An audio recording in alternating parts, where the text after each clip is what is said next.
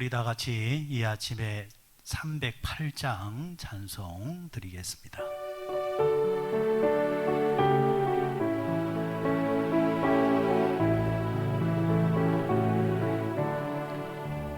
내 평생 살아온 길 뒤를 돌아보니 걸음마다 자국마다 모두 죄뿐입니다. 우리 죄를 사하신 주의 은혜 크시니 골고다의 언덕길 주님 바라봅니다. 나같이 못난 인간 주님께서 살리려 하늘나라 영광 보좌 모두 버리시었네. 낮고 낮은 세상에 사람 형상 입으신 하나님의 큰 사랑 어디에 다 견주리. 예수님 나의 주님 사랑의 주 하나님 이제 나는 예수님만 높이면서 살겠네. 나의 남은 인생길 주와 동행하면서 주님 사랑 전하며 말씀 따라 살겠네. 이 아침에 하나님께서 우리에게 주시는 귀한 말씀은 요한계시록 3장 7절에서 8절의 말씀입니다. 주여 감사합니다. 주신 말씀 우리 같이 읽습니다. 시작. 빌라델비아 교회 사자에게 편지하라. 거룩하고 진실하사 다윗의 열쇠를 가지신 이 곧 열면 닫을 사람이 없고 닫으면 열 사람이 없는 그가 이르시되 볼지어다 내가 내 앞에 열린 문을 두었으되 능히 닫을 사람이 없으리라. 내가 내 행위를 아노니 내가 작은 능력을 가지고서도 내 말을 지키며 내 이름을 배반하지 아니하였도다. 아멘. 사랑하는 여러분, 이 아침에 우리는 또 하나님께서 오늘의 말씀을 통해서 우리의 영에게 말씀을 먹여주시는 데에 주시는 말씀 잘 드시고 그리고 잘 소화하셔서 또 말씀의 능력으로 이 하루를 살아가시는 여러분들 되시기를 바랍니다. 초대교회 7교회 가운데서 오늘은 빌라델비아 교회에 대해서 말씀을 나누도록 하시겠습니다. 7교회 가운데서 6번째로 등장하는 이 빌라델비아 교회는 그 특징이 초대교회 7교회 가운데서 가장 작은 교회였습니다.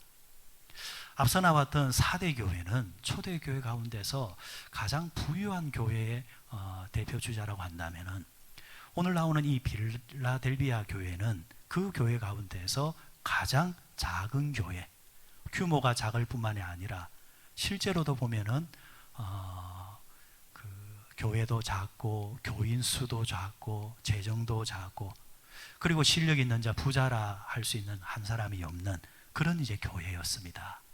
자, 그런데 그런 교회였는데 예수님께서는 7교회 가운데서 칭찬을 하실 때에 서머나 교회와 마찬가지로 빌라델비아 교회는 책망이 없고 칭찬만 있습니다. 그리고 나아가서 서머나 교회보다도 더 강력하게 더 적극적으로 칭찬을 해주는 교회입니다. 그러니까 7교회 가운데서 가장 예수님을 통해서 아름답게 적극적으로 칭찬을 받은 교회가 빌라델비아 교회라는 이야기입니다. 자, 그렇다고 해서 빌라델비아 교회가 세워진 이 지역 자체가 빌라델비아가 신앙생활을 하기에 좋은 장소였느냐, 복음을 전하기에 좋은 장소였느냐? 아닙니다. 특별히 빌라델비아는 뭐로 유명한 도시였느냐 하면은 포도주, 술로 유명한 도시였습니다. 술이 바로 이 지역의 주 산업이었습니다. 술집이 넘쳐났습니다. 술 공장이 넘쳐났습니다. 그러니까 이 지역의 사람들은 술로 살아가는 사람들인지라 술 친화적으로, 그러면 술과 교회는 친할 수 있습니까? 없지요. 어떻게 보면은 이들은 이 지역에 교회가 있다라는 것이 오히려 도둑세계에 경찰서가 있는 것처럼 눈에 가시처럼 보였을 것입니다. 빌라델비아 이 지역은 포도주, 술로 유명한 도시이기 때문에 디오니소스라는 술신을 만들어 놓았습니다. 그러니까 하나님을 섬기는 것이 아니라 디오니소스라는 술신을 주신으로 섬기는 곳이었다는 것입니다. 당연히 이들은 교회가 눈에 가실 수밖에 없었습니다. 그런 곳에 세워진 이 빌라델비아 교회가 그런 환경 속에서도 오늘 예수님을 통해서 적극적으로 칭찬을 듣는, 예수님 마음에 드는 그런 교회가 되었다라고 소개를 해주고 있습니다. 빌라델비아 교회에 대한 칭찬을 한번 보도록 하십시다. 본문 8절입니다. 볼지어다 내가 내 앞에 열린 문을 두었으되 능히 닫을 사람이 없으리라. 내가 내 행위를 아노니 내가 작은 능력을 가지고서도 내 말을 지키며 내 이름을 배반하지 아니하였도다. 적은 능력을 갖고서도 주의 말씀을 지켰다라고 지금 예수님께서 칭찬을 하고 계십니다.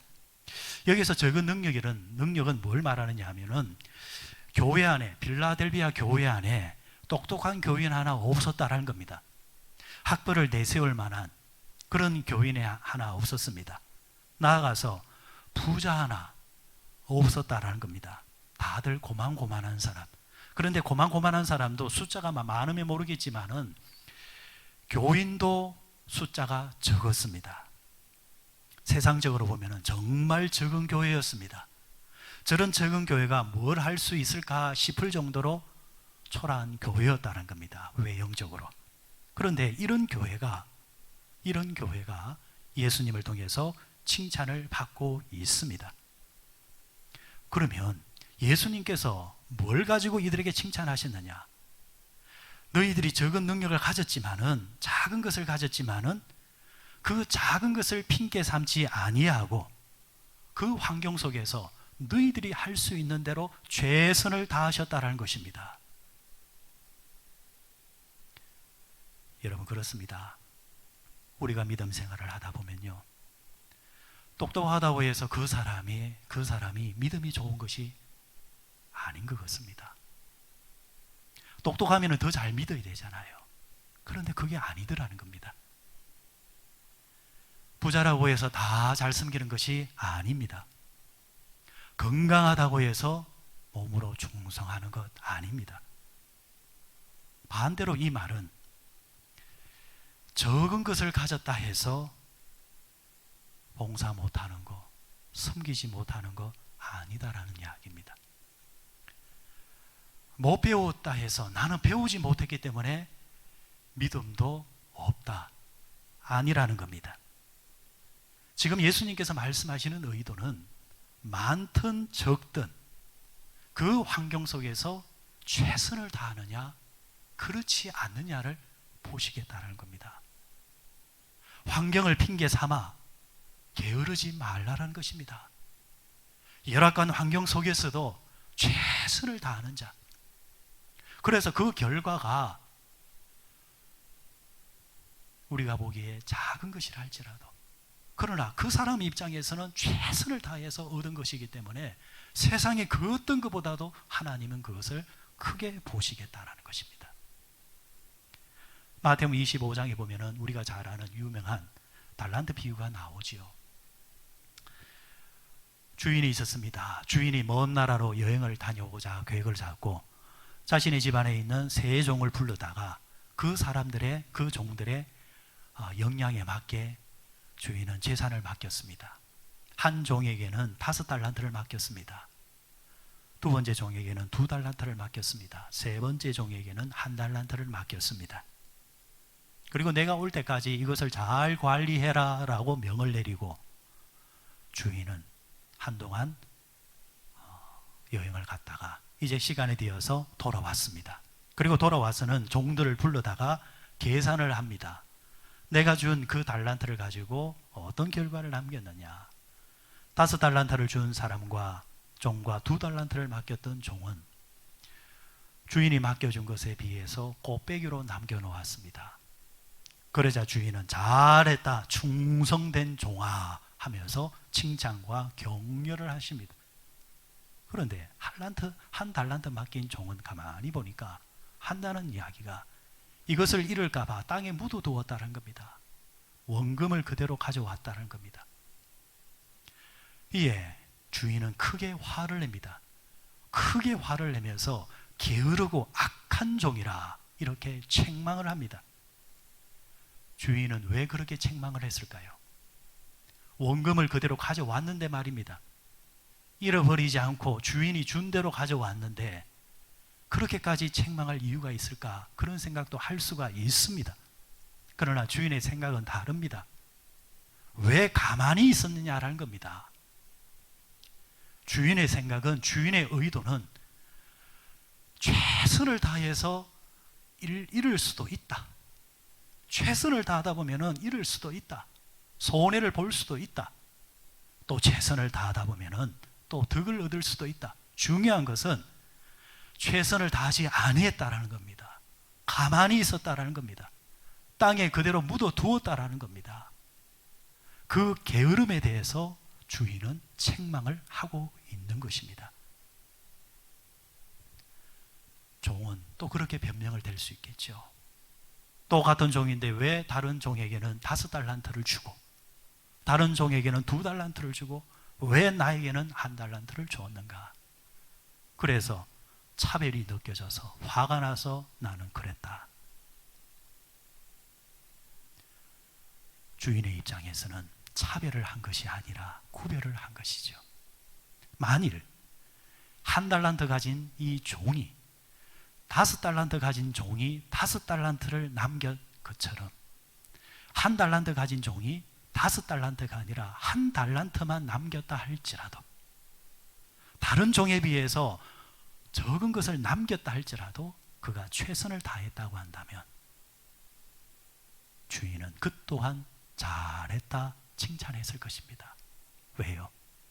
2달란트 받은 종이 2달란트를 남겼을 때에 주인으로부터 5달란트 받았던 종과 차별 없이 칭찬을 받았기 때문입니다. 예수님께서 의도하시는 말씀이 뭡니까? 환경을 탓하지 말라는 것입니다. 상황을 탓하지 말라는 것입니다.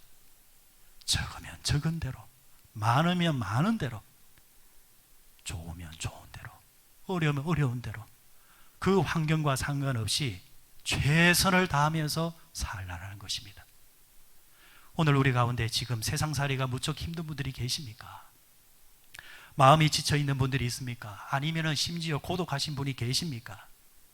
하지만 여러분, 용기를 잃지 마십시오.